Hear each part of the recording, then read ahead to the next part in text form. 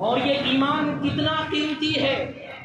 یہ ایمان کتنا فضیلت اور کتنی بہترین چیز ہے، اور اللہ کی طرف سے کتنا بڑا انعام ہے، اس کے بارے میں، اس کی قدر کے بارے میں، اس کی تعظیم کے بارے میں حضرت بلال رضی اللہ عنہ سے معلوم کرے، حضرت صہیب رومی رضی اللہ عنہ سے معلوم کرے، حضرت سلمان فارسی رضی اللہ عنہ کی زندگی دیکھے کہ ان لوگوں نے ایمان کو بچانے کے لیے، ان صحابہ کرام نے اپنے ایمان کی حفاظت کے لیے اپنی جان کی قربانی دی، اپنی مال کی قربانی دی۔ کون نہیں جانتا حضرت بلال رضی اللہ عنہ کو،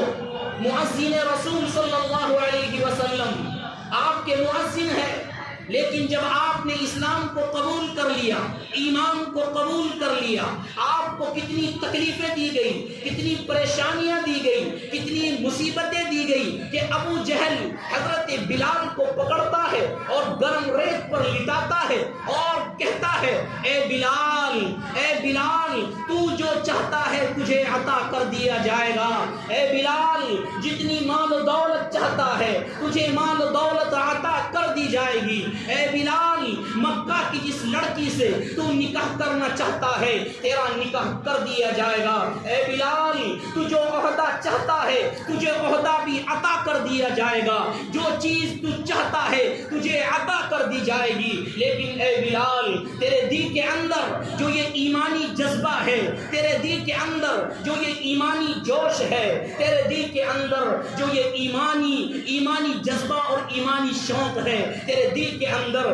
جو یہ ایمان ڈٹا ہوا ہے، یہ ایمان پھیلا ہوا ہے، یہ ایمان تیرے دل کے اندر گھر کر گیا ہے، اس ایمان کو نکال دے، اس ایمان کو تو اگر نکال دے گا اور ہمارے ساتھ آ جائے گا، ابو جہل کہتا ہے تو جو چاہے تجھے عطا کر دیا جائے گا، مال چاہتا ہے مال دے دیا جائے گا، جتنی دولت چاہتا ہے دولت عطا کر دی جائے گی، سونا چاندی ہیرے جواہرات چاہتا ہے وہ عطا کر دیے جائیں گے، وہ جو عہدہ تو چاہتا ہے وہ عہدہ تجھے عطا کر دیا جائے گا، لیکن تو اپنے ایمان کو ترک کر دے، اپنے ایمان کو چھوڑ دے، ایمانی قوت کو دور کر دے۔ لیکن وہ کوئی عام انسان نہیں تھے، وہ مؤذن رسول صلی اللہ علیہ وسلم تھے، وہ صحابی جن کا ایمان پہاڑوں سے بھی زیادہ سخت تھا، وہ حضرت بلال رضی اللہ عنہ کہتے ہیں، اے ابو جہل مار مار کر یہ جان تو جسم سے جدا ہو سکتی ہے، اے ابو جہل مار مار کر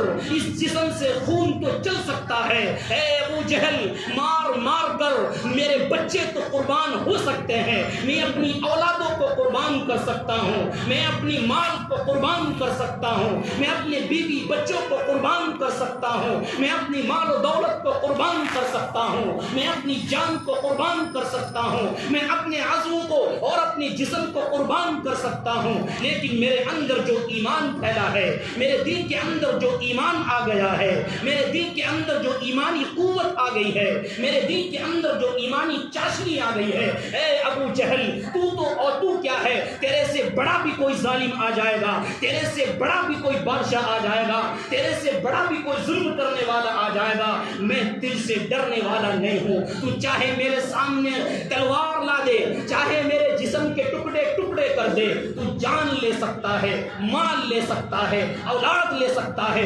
لیکن تیرے اختیار میں میرا ایمان نہیں ہے۔ حضرت بلال رضی اللہ عنہ نے فرما دیا، اے ابو جہل 100 بار کر چکا ہے تو امتحان ہمارا، تو امتحان لینا چاہتا ہے، ہم امتحان میں کامیاب ہو کر دکھائیں گے، اس لیے کہ میں خدا کا بندہ ہوں، میں رسول اللہ صلی اللہ علیہ وسلم سے محبت کرنے والا ہوں، میں اللہ کو ایک مانتا ہوں، مانتا رہوں گا، لیکن تیری بات مان کر، تیری دولت کے لالچ میں آ کر، تیرے عہدوں کے لالچ میں آ کر میں اپنے ایمان کو قربان نہیں کر سکتا۔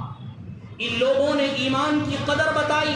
ان صحابہ اکرام کی زندگی میں ایمان کی قدر دیکھیے، یہ چاہتے تو اپنے ایمان کو بیچ سکتے تھے، یہ چاہتے تو ایمان کو سے ہٹ کر کفر میں داخل ہو سکتے تھے، مال و دولت ان کے پاس آ سکتا تھا، عہدہ ان کو مل سکتا تھا، عزت اور شہرت مل سکتی تھی، لیکن انہوں نے سب کچھ قربان کر دیا، اپنے ایمان کو بچایا اور امت کے لیے پیغام چھوڑ کر گئے، امت کے لیے پیغام دے کر گئے کہ اے مسلمانوں، اے مومنوں، ایک دور اگر ایسا بھی آ جائے